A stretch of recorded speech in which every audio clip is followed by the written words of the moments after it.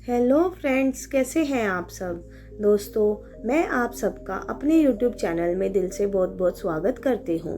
दोस्तों, आज मैं आपको जो ऑडियो बुक समरी सुनाने जा रही हूँ उसका नाम है हाउ सक्सेसफुल पीपल थिंक। दोस्तों, इस ऑडियो बुक समरी में हम बड़े चित्र देखना, फोकस सोच, रचनात्मक सोच, यथार्थवादी सोच, रणनीतिक सोच, संभावना सोच, चिंतनशील सोच, लोकप्रिय सोच पर प्रश्न करना, ग्रुप सोच, निस्वार्थ सोच, अंतिम परिणाम पर विचार करने के बारे में जानेंगे। लेखक जॉन सी मैक्सवेल द्वारा लिखित how successful people think book हमें सोच की शक्ति की ओर ले जाती है। यह बुक हमें बताती है कि किस प्रकार सफल लोग अपनी सोच की शक्ति को अपने पक्ष में उपयोग करते हैं और वही असफल लोग अपने विचारों पर ध्यान ही नहीं देते हैं। यह बुक हमें बेहतर तरीके से सोचने से लेकर अपने कार्यों को बेहतर करने तक हमारी मदद करती है। हमें नए विचारों को विकसित करने में जितनी परेशानियों का सामना नहीं करना पड़ता, उससे कहीं अधिक पुराने विचारों को बदलने में करना पड़ता है। इसलिए पुराने विचारों में बेहतर चीजों को ढूंढना शुरू करें ताकि बदलाव आसान हो। तो चलिए स्टार्ट करते हैं। नंबर 1, बड़े चित्र वाली सोच विकसित करना। बड़े चित्र वाले विचारक कभी भी उस चीज से संतुष्ट नहीं होते जो वे पहले से जानते हैं। वे हमेशा नई जगहों पर जाते हैं, नई किताबें पढ़ते हैं, नए लोगों से मिलते हैं, नए कौशल सीखते हैं और उस अभ्यास के कारण वे अपने विरोधियों को भी अपने पक्ष में करने में सक्षम होते हैं। बड़े चित्र वाली सोच के कुछ लाभ इस प्रकार है। नंबर 1, यह हमें नेतृत्व करना सिखाती है। नंबर 2, यह हमें लक्ष्य पर बनाए रखती है।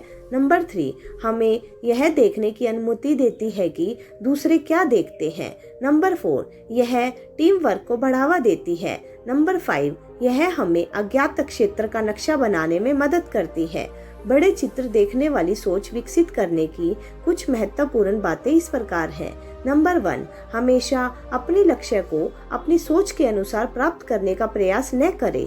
नंबर 2, हर अनुभव से सीखें।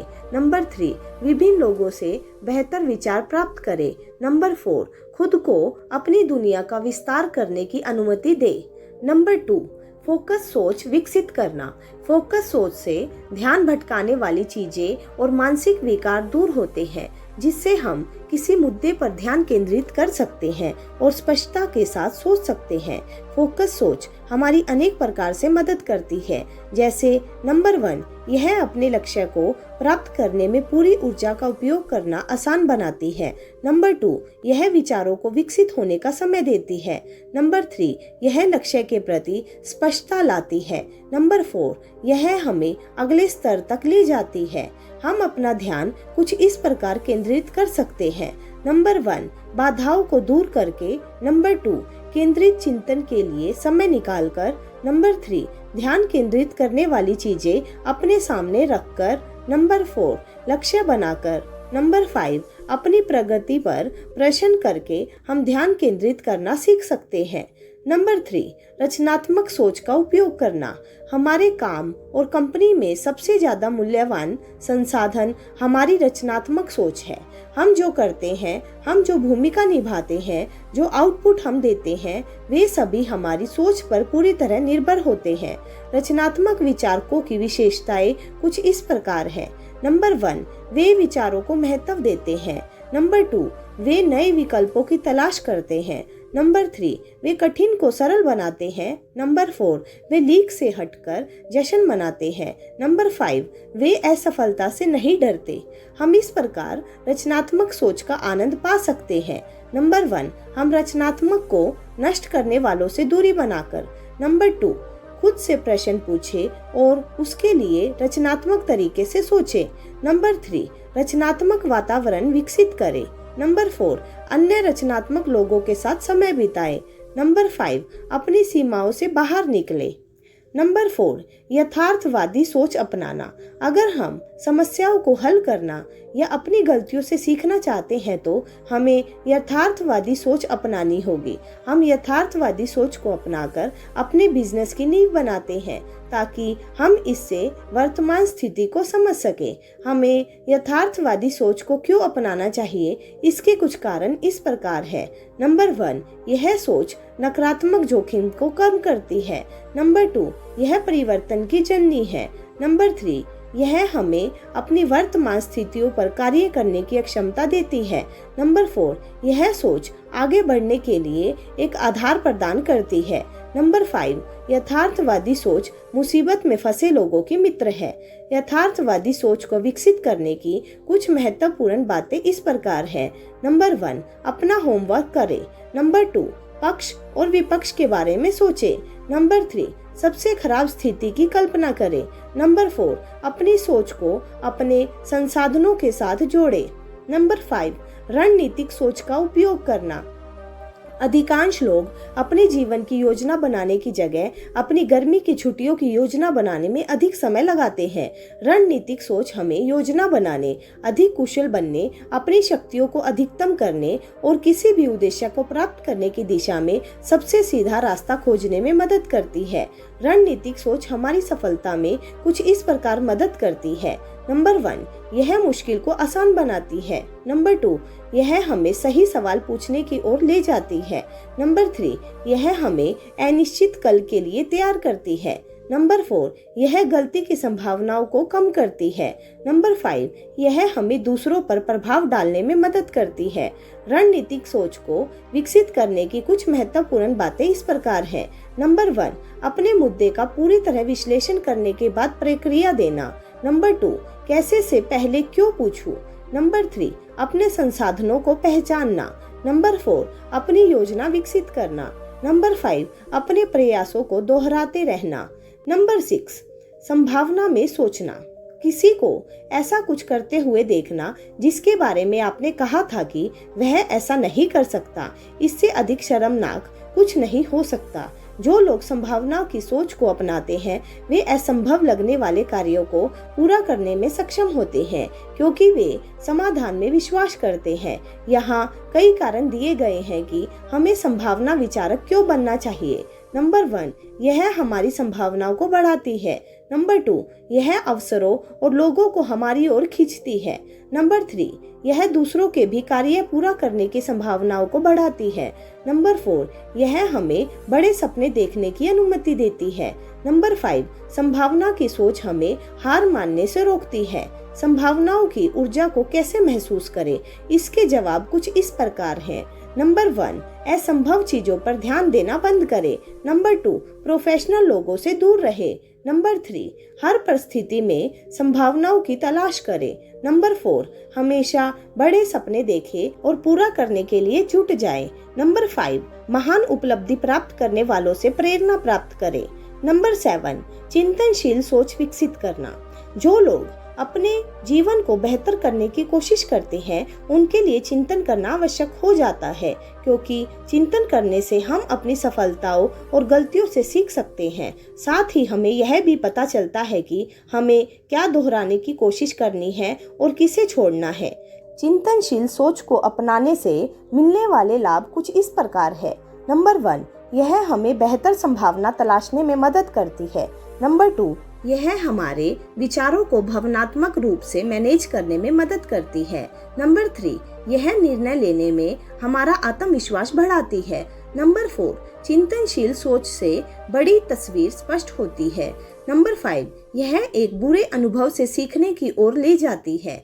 चिंतनशील सोच विकसित करने की कुछ महत्वपूर्ण बातें इस प्रकार है। नंबर 1, चिंतन के लिए समय निकालना। नंबर 2, खुद को ध्यान भटकाने वाली चीजों से दूर रखना। नंबर 3, अपनी जर्नल के रिव्यू के लिए समय निकालना। नंबर 4, खुद से सही प्रश्न पूछे। नंबर 5, अपने सीखे हुए ज्ञान को कार्यों में उपयोग करने की कोशिश करें। नंबर 8, लोकप्रिय सोच पर प्रश्न करना। कठिनाई नए विचारों को विकसित करने में नहीं बल्कि पुराने विचारों से बचने में है।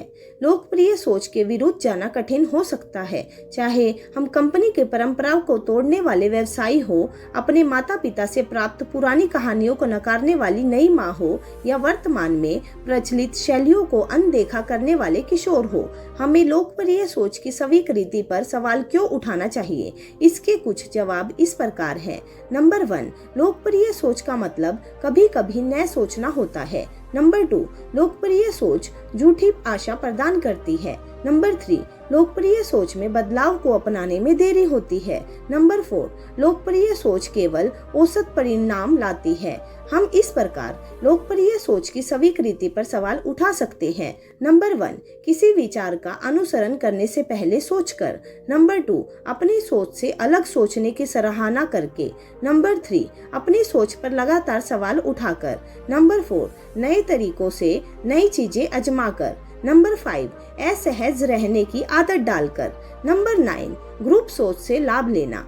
अच्छे विचारक ग्रुप सोच की शक्ति को समझते हैं। वे जानते हैं कि जब वे दूसरों के और अपने विचारों को महत्व देते हैं तो उन्हें ग्रुप सोच के कारण मिश्रित परिणाम मिलते हैं और वे अपने दम पर जितना कर सकते थे उससे कहीं ज्यादा हासिल करते हैं।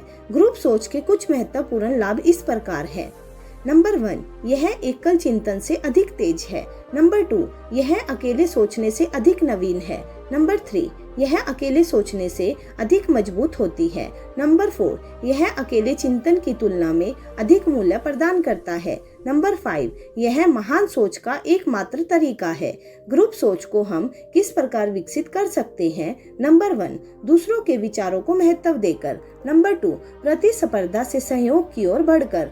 नंबर 3, सही लोगों को अपने साथ लाकर। नंबर 4, अच्छे विचारकों और सहयोगियों को अच्छा मुआवजा देकर।